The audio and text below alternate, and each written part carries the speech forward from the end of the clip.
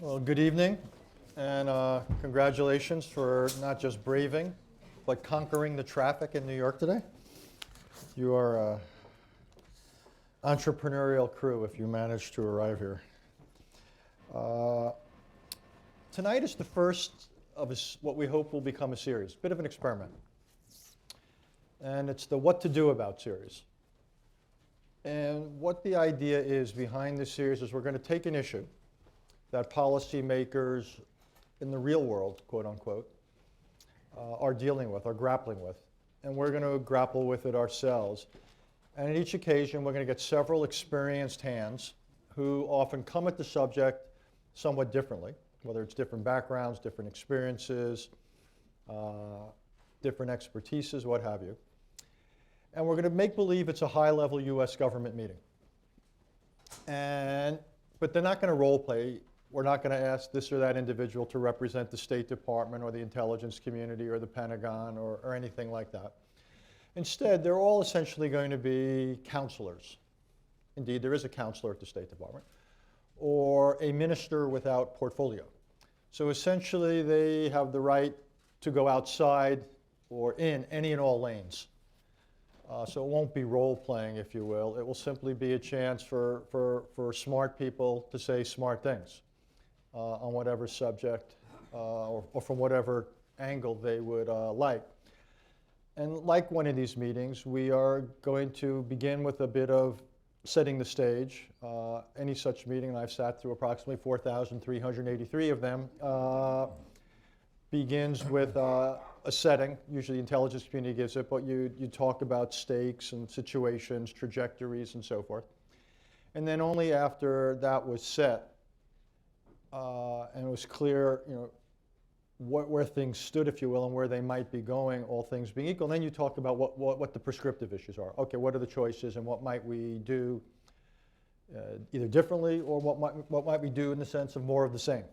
And so we're going to spend about half an hour, give or take, kicking that around.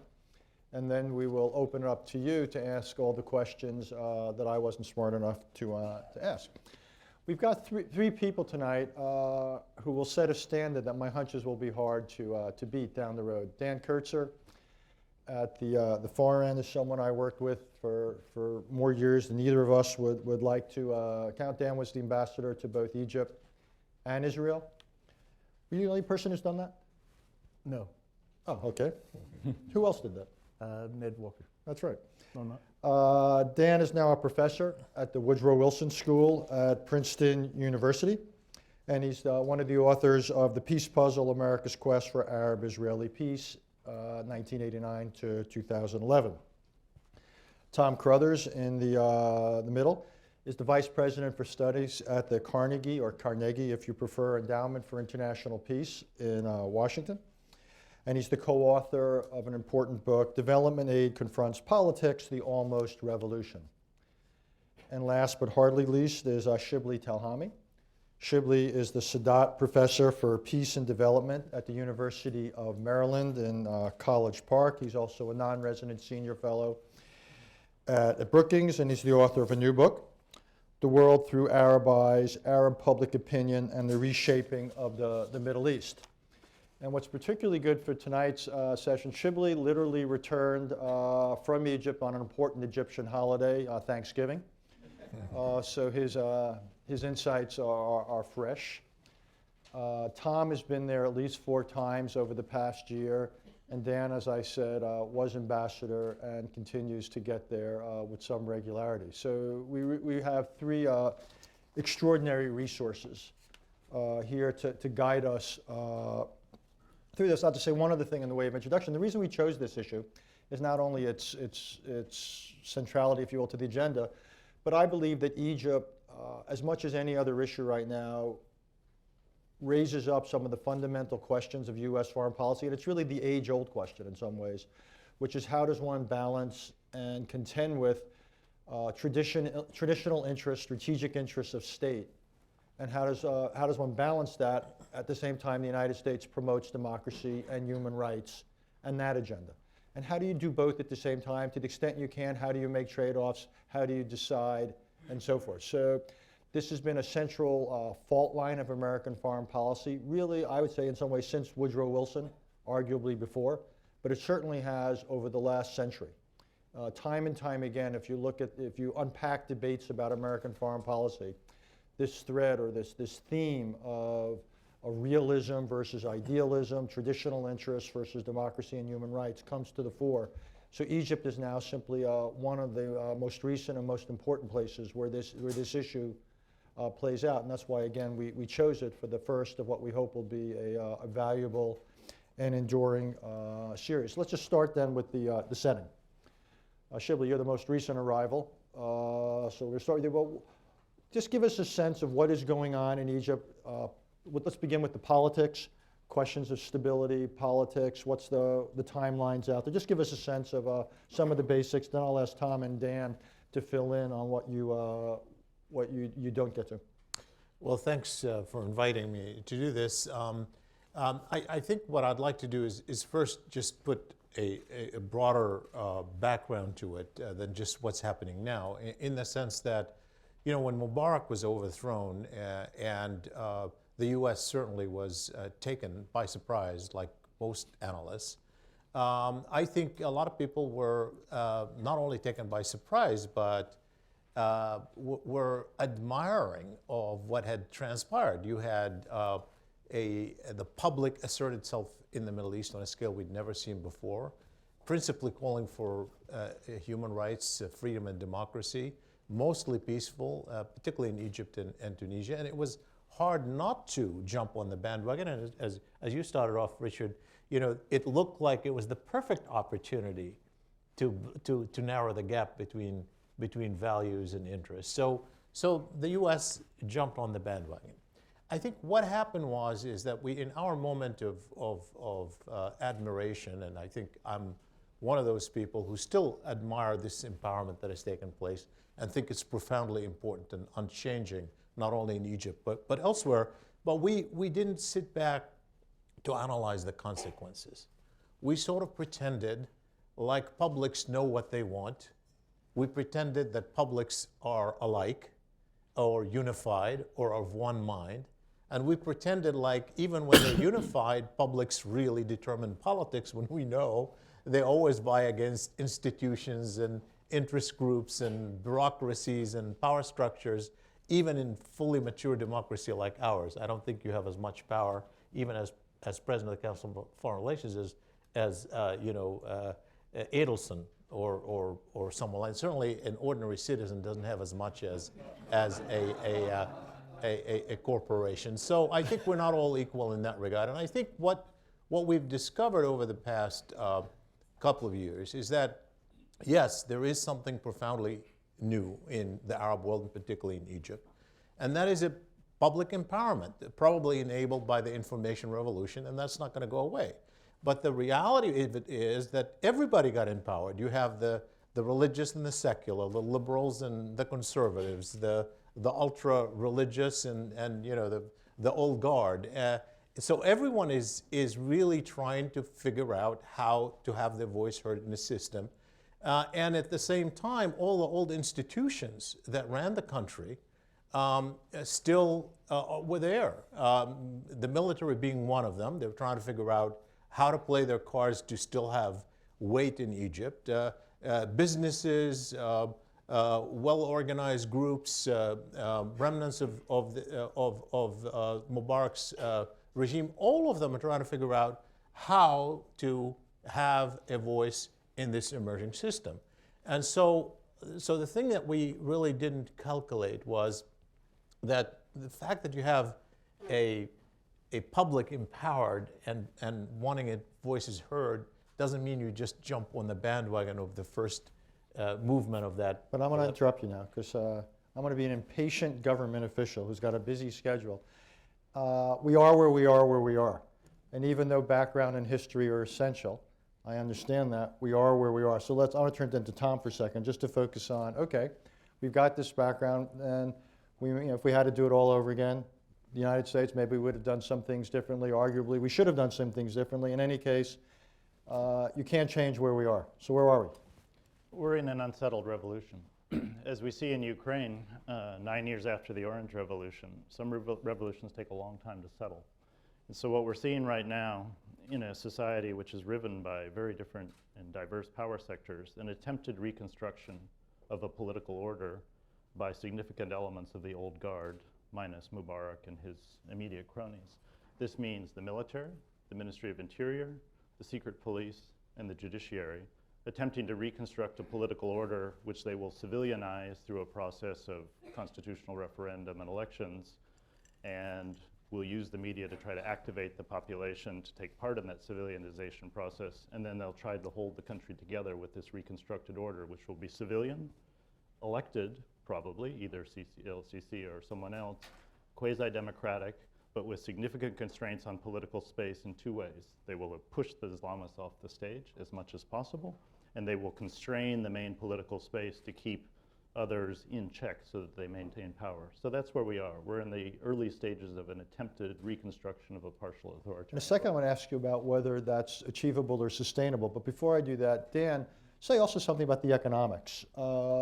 What's going on with Egypt? And then we'll turn to the question of whether what you describe as the effort here, whether this is, if you will, a viable strategy, all things being equal. Sure. If Tom put on the stage that you want set some of the actors, let me deal with three processes. One that's underway, one that's not underway, and one that's heading south. The one that's underway is the so-called roadmap process. This was initiated. The what process? Roadmap. Oh, the roadmap. By the military when it pushed aside Mohamed Morsi, brought together some elements of the political system, and laid out a timeline for constitutional reform and then elections, moving to a new form of government based on a different constitution. That process is actually underway. The Constitutional Drafting Committee finished its work this past weekend. There will be a period of some public discussion, and then there'll be a public referendum, following which there will be elections. That's a process that's underway with all of its weaknesses and strengths. One process that's not underway is reconciliation between the interim government and the Muslim Brotherhood. Muslim Brotherhood is remaining steadfast in the belief that Morsi has been pushed aside illegally, and that nothing can start on reconciliation until he is reinstated in office. And the system that's now in place, the military-backed interim government, sees that as a non-starter. And that's why you still have ongoing protests in the street. And then the third process, which is the one you mentioned in the question, Richard, is an economy that has been on a relatively steady downhill slide since the beginning of the revolution. And it has been totally dependent upon external assistance, largely from Saudi Arabia and the Gulf, just to maintain basic requirements, foodstuffs and imports and so forth, with no real amelioration in sight. The IMF has been negotiating now for a couple of years with Egypt, but just in the last few days, the Egyptian government has put out signals that it's not ready to reach an IMF agreement, which would open up a different kind of assistance and a different kind of investment.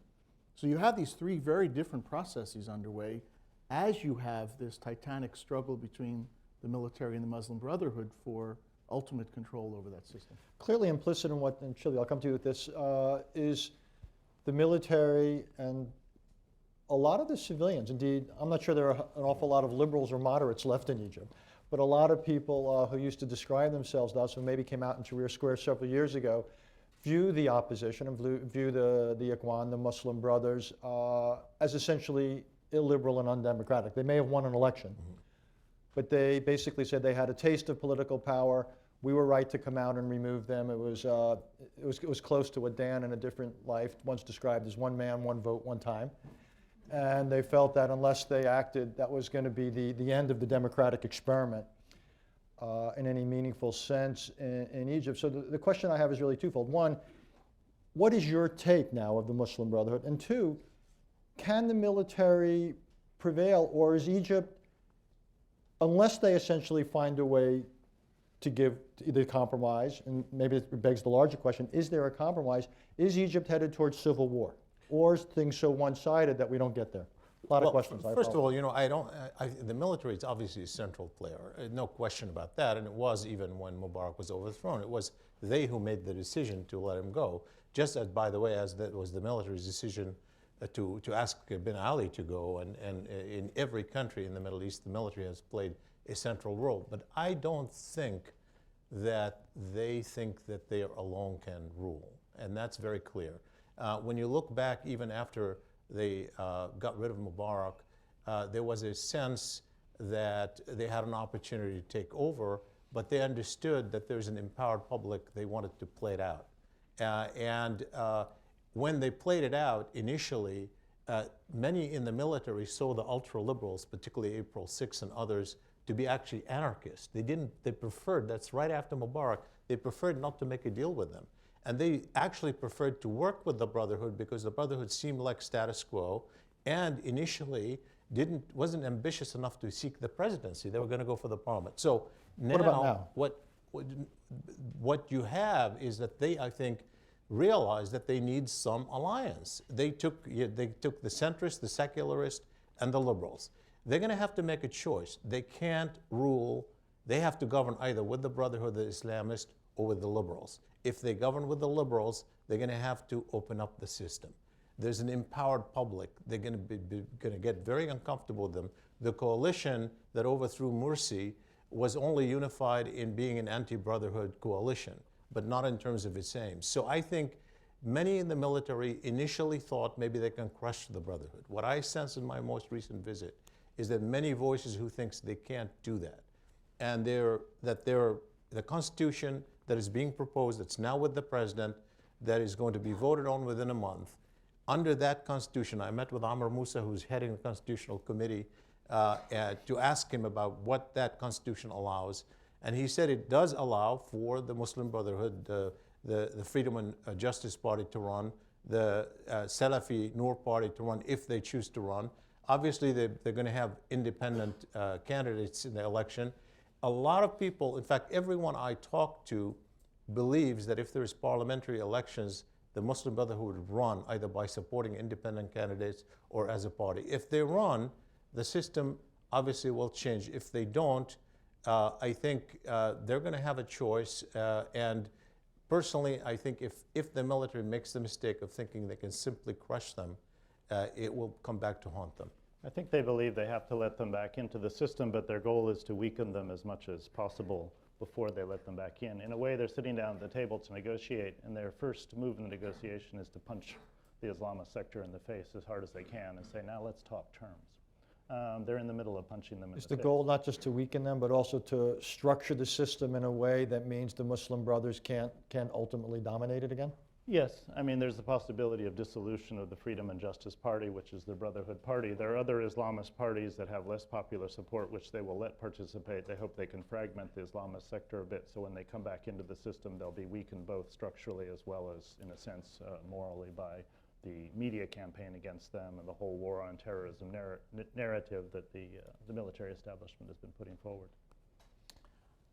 I would say, looking at it from the perspective of the Brotherhood, that they're at a Yogi Berra moment. You know, when you come to the fork in the road, take it.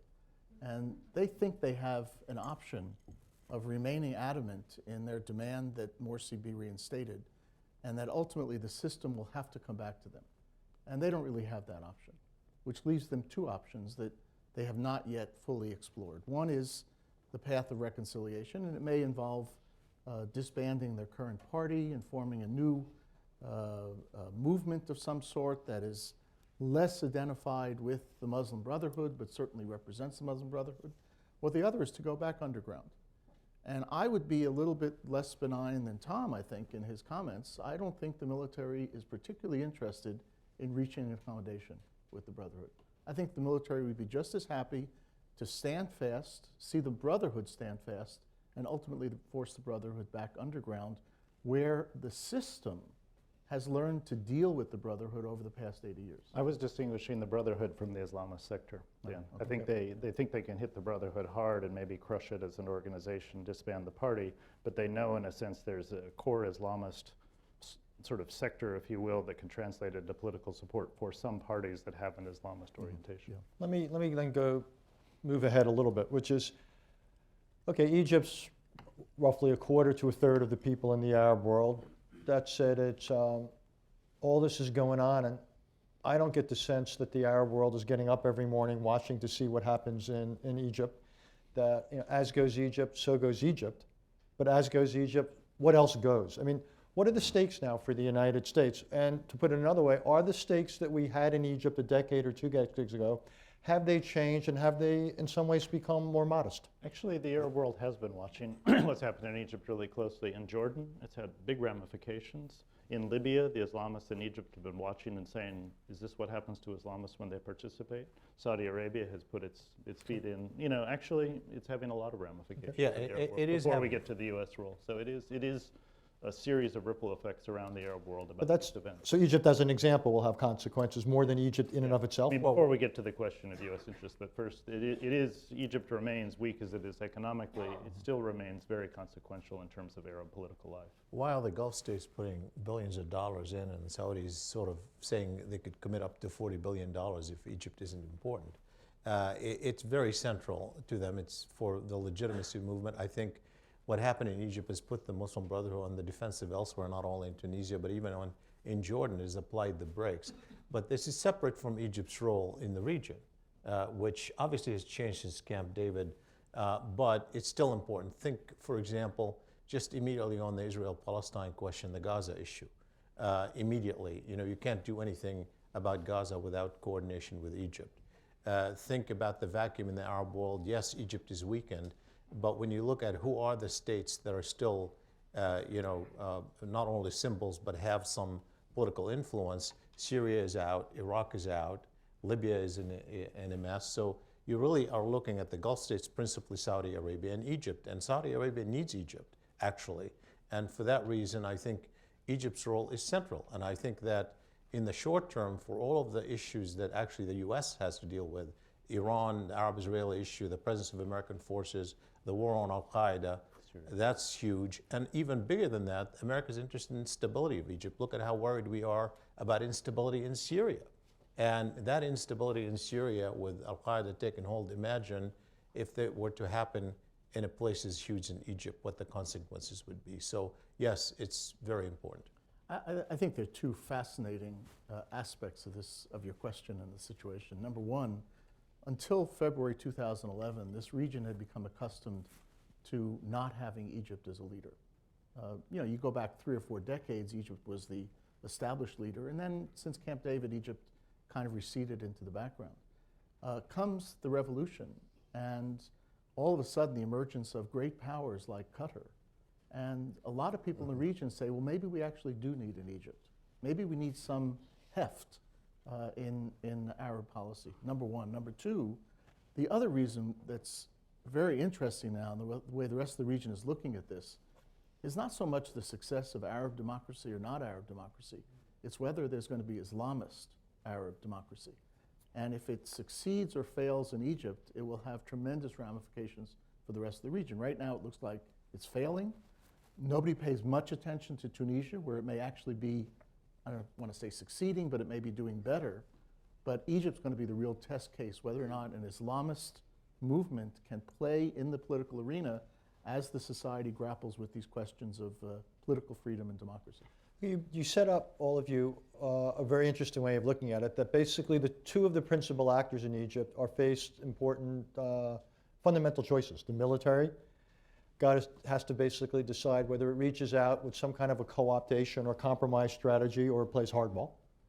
And the Muslim Brotherhood has to decide whether it's willing to put aside its principle that it won the election and nothing can happen until Morsi is reinstated, which is not going to happen.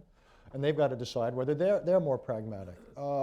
So the question is, in this, what does the United States want? And just as important, what do we have? What tools do we have? With the Saudis and the Gulfies pumping in enormous amounts of money that dwarf our aid levels, what can we actually call upon now? What are our tools? Before we get to how we ought to use them, what's essentially in our toolbox right now? Before we turn to the tools, let's focus on what we want, because it is confusing. And you started, Richard, by highlighting the fact that in U.S. foreign policy, there's so often a division between ideals and interests. And it's certainly true in Saudi Arabia or China, the interest in democracy often has to be sacrificed for other interests. This is different. And I would argue, and see what my colleagues up here, how they react to this, that we have to think differently here. Once a society has risen up and the people in the society say, we want some real power, we want a different relationship to the state, stability in that society is only going to be achieved, and stability is what the United States wants in Egypt. The United States wants an Egypt that's stable and coherent. Stability will only be achieved through some kind of democratic order, some sort of inclusive order, some kind of pluralistic order. It was the lack of that that led to Mubarak's fall. It was the lack of a democratic approach by Morsi that led to his ouster. If the military continues down the road of saying an exclusive order can work in a society that has risen up, they will face the same fate in some fashion. So this is an unusual case where the US interest in democracy is our interest in stability. Democracy in Egypt is the only path, given that the society has risen up, wants power to achieve a stable Egypt over time. Well, I think that while in principle I agree, I don't think we are the instrument of democracy. I didn't say we were. Yes, but what I'm saying is, Egyptian people are the instrument of therefore, democracy in Egypt. I don't think we have, in terms of what we want, in terms of instruments. For me, yes, we should take positions as standing and pushing, regardless. Our ability to influence events in Egypt is minimal. And what is going to happen in Egypt is going to be really not up to us one way or the other. I agree with that, but let's first but- agree on what we want. We can, well, that's why I say, I think when you look at it, therefore, you have to ask that relationship that we have with Egypt. You can ask the question that Richard asked, which is, should we just pull out? And is Egypt important for us at all? But if you argue that there is something that we're getting in that strategic relationship with Egypt, which is in the short, forget about the long term. We don't even know what's going to happen in a year. Look at how many times we've been surprised in Egypt itself. Something could happen in 6 months. But when you're looking at the American agenda, you look at the short-term agenda. The president says he wants to deal with Iran in 6 months. He wants an Israeli-Palestinian deal in 6 months. We have an ongoing American presence, in the Gulf. We have a war on Al-Qaeda in the Middle East. All of these issues, that's where Egypt comes in. So the question is, you have to ask yourself, do I find a way to work with them and still push them on the margins, knowing that that's not going to be the case? Our investment in Egypt was never about democracy, and it was always about strategic benefits. And So it was a bargain. and it led to an unstable Egypt. I don't think it had to do with us. It had to do with Egypt. And I think right now that's not likely to happen, not because of us, but because you have an empowered public. It wouldn't let the military get away with it. And if they think they're going to get away with it tomorrow, you're going to have not just the Islamists, you're going to have the liberals and the That's centrists on the streets precisely of what I'm Cairo. saying. That's precisely Actually, what I'm you saying. sound like you're agreeing with, I may disagree with both, but anyhow, go ahead then. Look, I think setting this up as a binary choice between two polar opposites, the fact that people rose up, we have to support that strain of activity as opposed to not, I think is absolutely false and is probably dangerous for the United States. We have a set of interests that have guided us for 35 years in Egypt, and they've paid dividends. Middle East peace process. Egypt is the cornerstone of what we do or fail to do in the peace process. Strategic relationships, which have paid dividends, including when we are fighting wars. Intelligence and counterterrorism. Access through the Suez Canal and otherwise. And economic reform. Now, as Shibli said, he's 100% right. We had never established democracy in Egypt. Maybe it's a mistake, but we never established it as a primary objective of the United States. So to say now that somehow we failed and that the policy now has to shift from one side of a spectrum to the other, I think loses sight of the It fact. isn't that we failed. Let me finish, please. Yeah, Egypt Loses changed. sight of the fact that we need to try to maintain what our strategic interests are while we are also trying to use whatever tools are still at our disposal, and we'll discuss them in a moment, to try to help Egypt through this process. Shibli is also 100% right that the value of the American relationship to Egypt in terms of our ability to influence Egyptian decision-making is at an all-time low. There's no question about it. And not just because of the diminution of our aid, but also because the Egyptians now perceive either that we are totally in bed with the Brotherhood or totally in bed with the military. And everybody in Egypt distrusts us. Everybody. Has to Our be a old- big bed to accomplish that. Yeah. We're the one thing Egyptians now. So let's talk about, there seems to be, actually I think, let's see two things. One is there seems to be something of a consensus that our influence is modest at best. But whatever it is, we still need to exercise it. Not exercising what it is we could do is just as much of a policy option as everything. I do think there are trade-offs between democracy promotion and other interests. A perfect example is whenever the military does things we don't like, and here we begin to creep into the prescriptive, do we penalize them for it? Do we incentivize them to do certain things? Do we penalize them if either to discourage them from doing things or as a reaction to them having done it? And what we've had so far is what you might call as a policy of limited criticism and limited penalization. Or another way of saying it, we've continued with the bulk of our support economically and militarily, and we've rolled back elements of it. So depending, you can either say the glass is 2/3 full or 1/3 empty, however, I confuse everybody if I keep going here. But the bulk of our aid relationship is still in place, militarily and economically, but we've curtailed elements of it. And so the question is, what is the range of things, public, private, what we say, what we could do, increase, decrease aid under certain circumstances, refocus aid under circumstances. What is it essentially we can do here? But Rick, you know, the part of our aid that's important to the military is now suspended. That's the part that's been suspended. So if you wanted to take that argument you made, which is if the military does something we don't like, we penalize them, we've done it.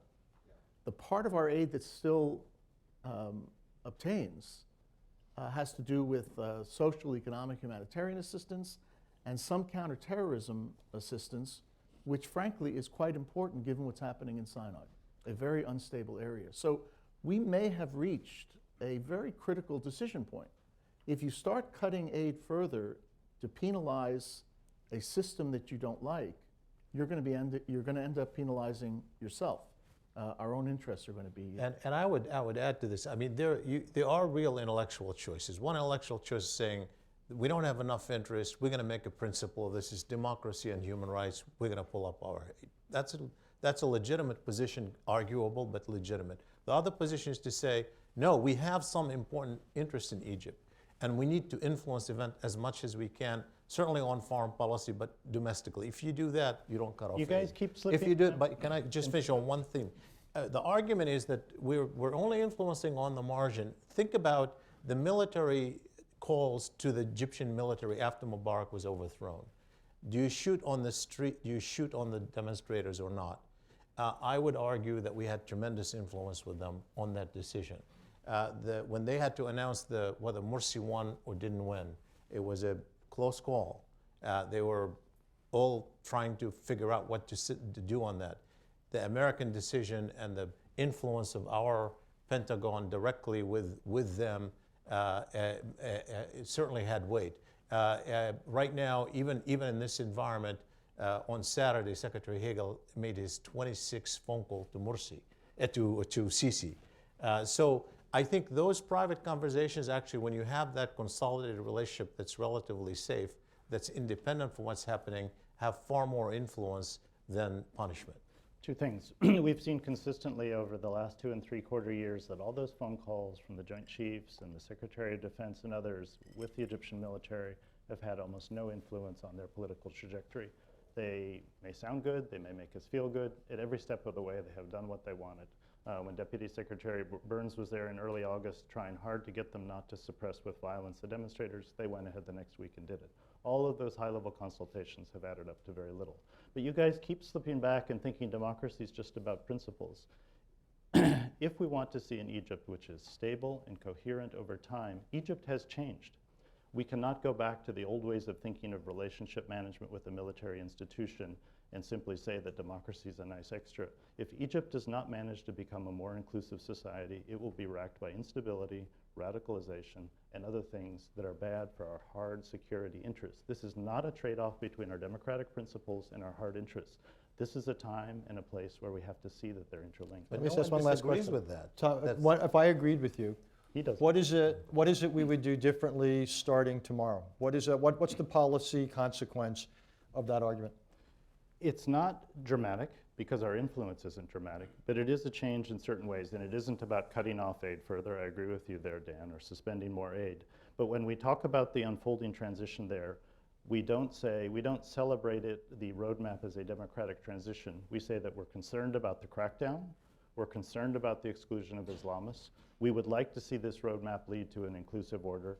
We have certain principles which we believe are good for you, and so we're not going to get sort of joyously happy when a constitutional referendum is held and elections are held and say Egypt is now a democracy. When high-level officials go, they're going to stick to certain principles because it is good for our hard security interests to remind the Egyptian military establishment that cracking down will lead to both exclusivity and radicalization. But other than the power of argument, which is essentially what you're saying, which in my experience only takes you so far in foreign policy, what is it we have besides the power of argument? What is it we could either promise to do or say or condition one way or the other in order to make it more likely that, in your case, the military would begin to go down a more inclusive path? The Egyptian military is very concerned about its public image.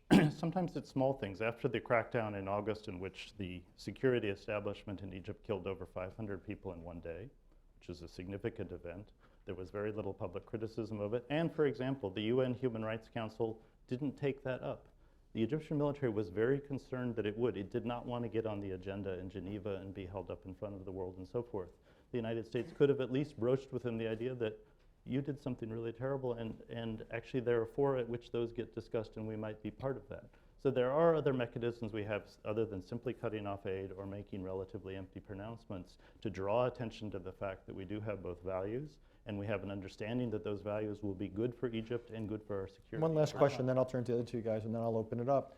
Are you at all worried that a political opening by the military will give the people who were running Egypt a chance to get back in, and they continue to have an illiberal agenda that would be bad in the long run for democracy and bad in the long run for U.S. interests? I'm more worried that if the Islamist sector is completely excluded, certain elements of that will move off the political stage into radicalization. That concerns me more than them winning a big election. Sure. Dan? You know, the way Tom has framed the kind of next steps, I don't disagree. I think we should do a lot of jawboning, and I think there are things that we can do to manifest our discontent with Egyptian policy. The problem is what happens the day after we do that. Because what you've seen in Egypt is you have a large mass of people who will not be quieted again as they were in the past, but they don't have a clue about what they want. And there's no organization within that mass of people that's stepped forward, no individuals. You don't have heroic leaders that have stepped forward. You know, the one heroic leader people thought, El-Baradei, ran away. And there's nobody else around whom this system has coalesced to represent a kind of beacon out there that you can play with. So yes, we should continue to jawbone, to make clear to Egypt the things we like and don't like, and to use mechanisms like the Human Rights Council or others. But we're talking about a long-term process here of an Egyptian, what we've been calling the liberal opposition, trying to figure out how to organize itself and how to get itself ready to compete and to contest elections in an emerging democracy. And that's not going to happen the day after we jawbone the military for doing something wrong. I would add one more thing, which is that, you know, we have this sense, you said that, I think, Richard, about how the Muslim, I think it was Dan, the Muslim Brotherhood think we're in bed with the military. The military accused the U.S. of being in bed with the Muslim Brotherhood. I don't think there's anything we can do, even if we genuinely intervene on behalf of democracy and human rights, that will lead a majority of Egyptians to say we're doing it for the right reasons. The mistrust is profound. It has to do with decades of American foreign policy, big ticket items, Arab-Israeli issue, Gulf, everything else. And so I think that's why I'm very skeptical about any decision. Frankly, I don't even know that Washington knows how to do it. And look at how well we've managed this sort of thing. So I think taking a position, but not. Let me ask one last question, then I promise to stop. Given all that, what about a policy where we would restore full levels of aid, we'd try to strengthen the state, deal with our interests, and continue to argue what we think they should do in their own self-interest? That would strengthen our relationship, presumably with the military. It would make a lot of our friends in the region happy who are worried about this. And it would help us cooperate in the areas we can cooperate in. And we'd have to agree to disagree about democracy. But at least then we'd have a stronger relationship with these guys. We'd protect those interests we could. And we're very used to the idea of conducting, if you will, multi-personality relationships. So we would have a relationship with these guys that our strategic cooperation would continue much more. At the same time, we'd have to agree to disagree, and we'd continue to privately and publicly argue what we think they should do about democracy, and we'd try to strengthen civil society independently where we could. So why not basically take the sanctions off the table and say, there's really only two choices in the short run. We don't want to bring the Muslim Brotherhood back. We want to work with these guys. Gradually, we want them to evolve. But in the meantime, we're going to strengthen our strategic ties. That You would be learned. That would be a mistake. I vote for that. And I testified before the Senate right after the military pushed Morsi out and basically said the same thing, that we're not going to accomplish that. Richard and I get along this way. If we restore the Let me- aid right but now, let me, Richard, we let me- would be. Let me just finish one thing, Tom. One thing. It's a question of not just going back to the old way of doing business. I mean, I think we should make a statement and make it clear that we're prepared. We're in. We've jumped in. But we also have some things that we want to see happen. I'll give you one example. When we had the NGO crisis, what was it now, almost 2 years ago, 2.5 years ago, that's a place where we could have made a stand. Because we had been working with the Egyptians for years in a situation where our NGOs were not licensed, and then all of a sudden, for their own internal reasons, had nothing to do with the NGOs, they clamped down on the NGOs. NGOs are important. They're an important vehicle for us to play out this longer-term strategy of building capacity, institutional and individual capacity. So if we are going to take this leap into one or the other camp, and I'm with you in which camp to leap into, I would accompany it with a very strong démarche to the Egyptians that said, look, there are things that we want to see happen, and we want to see a vibrant civil society growing, and we can help in that respect. And we expect you not to clamp down on it. How can we say that we want a vibrant civil society if we restore aid to a military that's in the process of cracking down on that civil society? If we were to restore the aid, which we've suspended now, we're sending two signals. One to the military saying we're on board with your project of cracking down, which is quite harsh right now. And secondly, we're sending a signal to the, yes, somewhat incoherent, but still sizable group of Egyptians who want a more inclusive and democratic Egypt. We're not with you. We're with that old policy that led you to hate us so much in the first place. Is that what you want, Richard? Yep. Well, I would, reframe some of what you said, Richard, a little bit differently in terms of the Brotherhood particularly. I would say we work with the Egyptian government and the will of the Egyptian people. We're realistic about our interests.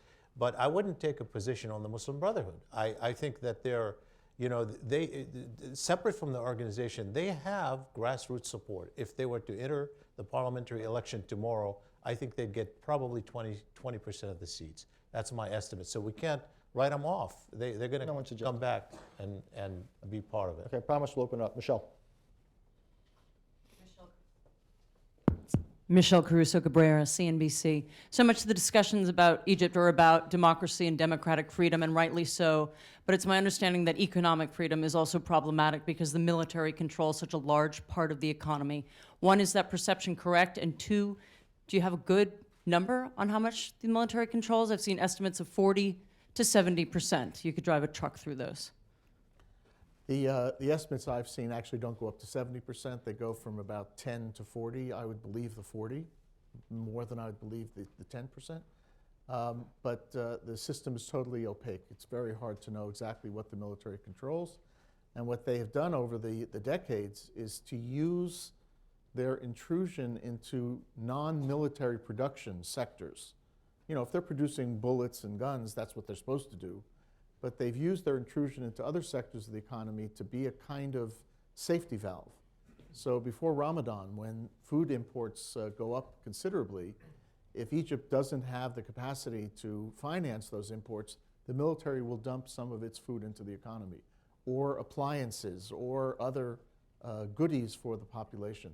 So it's a very, very challenging problem. And I think one of the great casualties of this revolution was the beginning of liberalization that was taking place after the Ahmed Nazif cabinet came into office in 2003.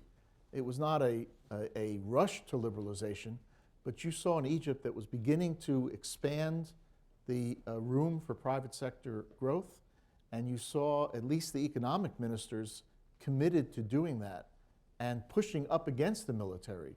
Ultimately, they were going to be involved in a titanic struggle anyway.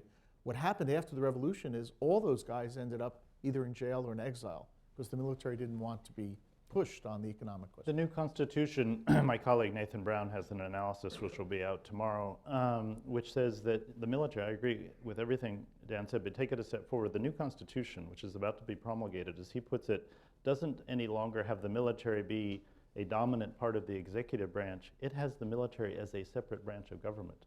They have control over the Ministry of Defense so that the Minister of Defense is appointed by the military. They have the ability to try civilians in their courts and so forth. The military is the big winner in the new constitutional process, and this is how they're trying to lock in their institutional and economic situation. And this is why if you have a system that they're trying to reconstruct this order, that's what leads to the dissatisfaction down the road that will come back to haunt them. The military is still influential, but no, the appointment of the defense minister is given to the military for two more rounds of the president for 8 years. So it's not after which is supposed to be taken out of that. That's an optimist. But it's not. You know, it is Got an lots of important hands, so difference. we're going to try to keep the answers short, maybe not all three on every answer. Alan? Alan Gerson. I was wondering if there is a correlation between U.S. policy towards Iran and U.S. policy towards Egypt. For example, is the Egyptian leadership looking at, as it undergoes its own reevaluation of how important it is to have good ties with the United States, is it looking to the recent U.S.-Iran accord and factoring that into that question? You know, I discussed the issue of Iran, obviously, with Egyptians while I was there last week. And the Egyptians actually are very open-minded and positive about the accord with Iran. They certainly don't want to see a nuclear Iran. They want to use it as a way to push their agenda, which is a nuclear-free zone in the Middle East. They understand the Gulf concern about Iran. And I think actually for the United States, as the U.S. tries to manage the Iran issue in the Gulf, meaning to have cooperation in the Arab world for a potential accord within 6 months, or if there's no accord, to deal with the aftermath, which is going to put you on a path of confrontation, you're going to need some key allies. I think Egypt actually is in a very good position to work with the Gulf because it's in some ways closer to the American agenda on the Iran issue than it is to the Saudi agenda. And yet they have this close relationship where the Saudis need them for legitimacy. They need the Saudis for funds. So there's a role for them to play. Richard, if I might, just on this, because I don't agree with Shibli, and I'll tell you why. The Israelis have had a non-declared nuclear program for decades, and yet in the early 1980s, Egypt formally gave up its own nuclear program. When the Iranian program started to make headway, the Egyptians started talking about renuclearizing their energy sector and therefore acquiring the technology and the know-how to do whatever else they needed to do. I think the Egyptians are seriously concerned about the Iranian program. And part of what you see today with I the didn't military, say they weren't. I said they're for the diplomatic solution.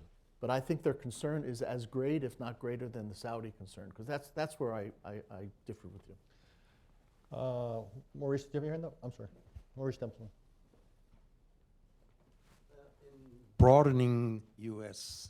interest beyond the Egyptian borders and also coming back to the effectiveness of the tools we have. What do we do when we say or try to do things in Egypt, and on the other side you have the Saudis who come in and say, do the opposite and we'll write you a big check, and you have the Russian foreign minister and the minister of defense parachuting in and saying, Anytime you need something, there's our telephone number. Well, Dan, why don't you take that? You're a former official. You're in the American era in the Middle East, shall we say, is not quite what it was. Yeah, yeah. Look, first of all, if you follow Richard's policy prescription, then the Saudis are not going to come in and say to the Egyptians, do the opposite. Because they're looking for that kind of American policy, which is basically, no, we don't want to return to Mubarak or Mubarakism, but we do want the stability that a military-backed regime provided, and we want the United States to support it. So if you follow that policy, the Saudis will be more than happy to go along. If you don't, which is essentially where we are today, we're kind of vacillating between these poles as though there is a binary choice, then the Saudis are going to play, and they're going to play with their money, and the Russians will play with their influence. Now, you know, I'm not nervous about the Russians coming back in a large way, because they don't have the capacity to do so now, and the Chinese don't have the interest to do so now. But that shouldn't, give us a false sense of complacency about the importance of Egypt to our strategic interests. So, you know, it depends what policy you follow. If it's a policy of essential stability where you're also promoting some democratization, Saudis are not going to be a problem for us. Yes, ma'am. This- Sarah Lee Whitson, I think the one thing that you three, four maybe have consensus on is that the U.S. does not really have leverage in Egypt right now. And if we accept that premise, I wonder whether there shouldn't be an orientation of also acknowledging that U.S. policy is not neutral, that giving $1 billion in aid is not a matter of more leverage or less leverage, but is actually doing harm. And I wonder whether there might be a perspective where the U.S. policy acknowledges that there's no leverage and says, at minimum, we don't want to do harm by aiding and abetting military. And it's not just the Egyptian government, it's one particular arm of the Egyptian government that the U.S. is giving aid to. Aiding and abetting them, so effectively empowering the military to carry out their crackdown, and symbolically enabling the military, and thus not in the U.S. interest to be seen as aligned with an abusive government. Just as a matter of basic principle, basic interest, wouldn't there be a perspective that says we could reorient our aid as rent for the Suez, where it needs to be, but not otherwise give aid to an abusive government so that it's not particularly prescriptive? Well, you know, Sarah Lee, first of all, good to see you. You know, I think if the issue was strictly about democracy and human rights, you might be able to construct an argument like that. I'd love to see it, but you might be able to, and therefore say, you know, is our money going to help or hurt more on the issue of democracy? Good argument, and you can fall both ways on that one. Maybe your argument would be stronger.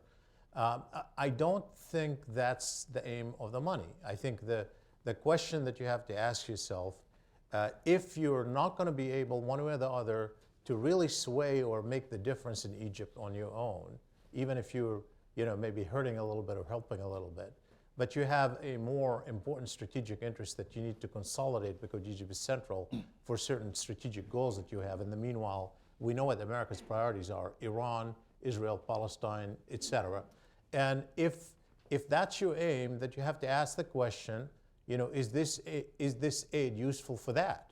And you have to weigh it against that. And that's why I think that the issue cannot be talked about without consideration of strategic aims. I think the money was never about, you know, is the question of helping democracy or hurting democracy. It isn't now.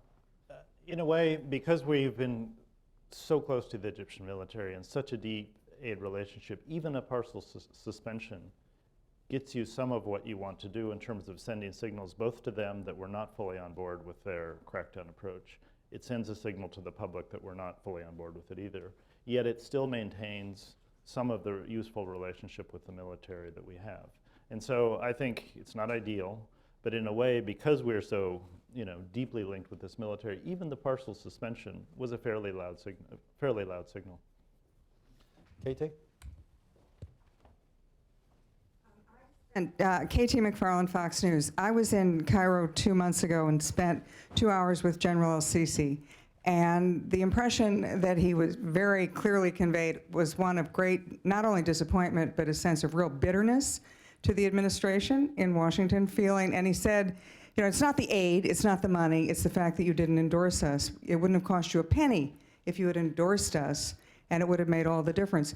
The sense I got was such a sense of betrayal from the United States, from the administration. My question to you is, do you think that can be repaired? Let me piggyback on the question. Could it be repaired, and what would the United States get for repairing it? Or Well, I'd add El-Sisi to those beds that I indicated before. You know, he represents another sentiment about U.S. policy, which is very, very strong. The answer is sure, it can be repaired. And the reason I think it can be repaired is that if you take a hard look at American interests and Egyptian interests before 2011 and after 2011, putting democracy over the side here, nothing has changed. And in fact, some of those interests have intensified. I think the instability in Sinai has brought home to Egypt a long period of laxity in its approach to the emerging problems in Gaza of Hamas and other terrorism. I think Egypt's concerns about the Nile waters have brought home to Egypt its own insufficiencies with respect to its military capabilities. I think the problem or the question of spillover of what's happening in Libya is very disturbing to Egyptian strategic thinkers. So if you take, again, putting democracy over here, if you take a listing of the vital interests that brought our two countries together, nothing has changed, and I think it's intensified. And that's why I think that over time, you get over, you know, the feeling that we should have been supported better. You know, there'll be more Chuck Hagel conversations, and Sisi at some point will, you know, begin to get over the hurt, and we'll manage to find a way to work with each other. It's not really about Sisi. It's really, you know, I think it's a zero-sum game in Egypt right now. It's a zero-sum game, and there's no nuance. And they don't like somebody to sit back and reflect. And that's the way the whole thing is posited. And some of it is tactical, some of it is genuine. So I mean, you have to make an assessment about what that's about. I think I sensed, and I met with the military as well while I was there, and I sensed they deeply want to have a relationship with the U.S. Now, you can argue about why they want that. Does that translate into influence? I think it does. And that's why I think that if you have the strong relationship that you have with them, you can use it for leverage. You can push on the margins. But ultimately, it's going to be the Egyptian street that's going to push them, not America. sure. On August 14th, Egyptian security forces lobbed tear gas into a crowded square. As people ran out of the square, snipers on the roofs shot them. Unarmed protesters. Over 500 people were killed in the space of hours. If he feels betrayed that we didn't completely embrace that, I'm happy about that. Got time for one last question. Yes, ma'am. Raven Bukowski. Clearly for us, civilian control of the military is an essential component of our democracy, but I don't think the Huntingtonian model quite fits Egyptian culture. So my question for you is, how important is it to Egyptians that their military subordinate themselves to civilian leadership? Well, you know, we have lots of public opinion polls, and one of the interesting things is that initially after Mubarak was overthrown, the military was very popular, and there was always this kind of conventional wisdom. The military institution is revered in Egypt. There's some truth to it, dating back to wars. But in fact, by the time of the Egyptian presidential elections, that is by May 2012, when I did a poll in Egypt, we had the majority of people said that actually the military was not behind the goals of the revolution. So they've lost faith in the military just before the elections. They were losing faith during that period. Now it's swung all the way around, and people are rallying behind it. So I don't think this relationship with the military is independent from what's happening around. I don't see it as sacred. They do want, a lot of it depends on who the Egyptians are, because obviously the coalition behind the overthrow of Morsi is very broad in its aims. I'm going to run over. We started a few minutes late. We're going to end a few minutes late. I just want to come back to Tom's comment, to the last question, because I think that in some ways captures a lot of this debate. It's your reaction if CC's upset, you know, that we somehow reacted critically, cut off aid after he committed, you know, one way or another, was involved in killings. Too bad for him. You can live with that. When you say that, though, is that because you feel that by being negative towards him, we make a statement that somehow reverberates to our credit around the world about our principles? Do you think in the long run this will affect al-Sisi's policies? Do you think this will somehow make us friends and build us influence in Egypt? What is it you think we gain by saying we're going to be quote unquote principled and we're going to distance ourselves from this person we disagree with in this sphere? Does it somehow help promote democracy in Egypt? Does it promote U.S. influence in Egypt? Does it promote the rest of the U.S. Interests in Egypt? What is it you believe you achieve by that kind of a stance? You gain three things, Richard. First, you send a signal to the military that a political program of intense crackdown on civilians is bad for them and bad for Egypt and likely to lead to a less stable and more radicalized Egypt over time. Secondly, you send a signal to Egyptian citizens that you do have some principles and standards and you're not in the old policy of forgiving the military for whatever it does to the country. Third, you send a signal to the rest of the region, which is also trying to become more politically empowered in other parts of the world, that the United States does have a few principles and is smart about realizing the relationship between inclusive politics and long-term stability. Dan, any reaction to that, or Shibley, and then we'll end it there. Look, Yeah, that was not a moment, if we go back to the question, that was not a moment when the United States was going to indicate support for the Egyptian military. And it was a moment, I can't quote you the State Department or White House spokesman comments, but it was a moment when we were critical of the crackdown, and the words were quite tough. But it also was a moment that reflects this dilemma that has pervaded American policy since February 2011, and that is, we are concerned about stability. We are concerned about maintaining the relationship. We are concerned about human rights, and we're trying every day to balance these in a way that hasn't come out quite right. So I agree with Tom. There's nothing to be proud of. We would not have been proud of a support for Morsi, but I think we were critical to the extent that the administration thought it could be, and maintain the position we have in Egypt. When I used to teach at the Kennedy School, we used to basically tell the first-year students that foreign policy is hard. This is a good case study where foreign policy is hard. So I want to thank these three wise men here. And thank you all for, again, braving the traffic.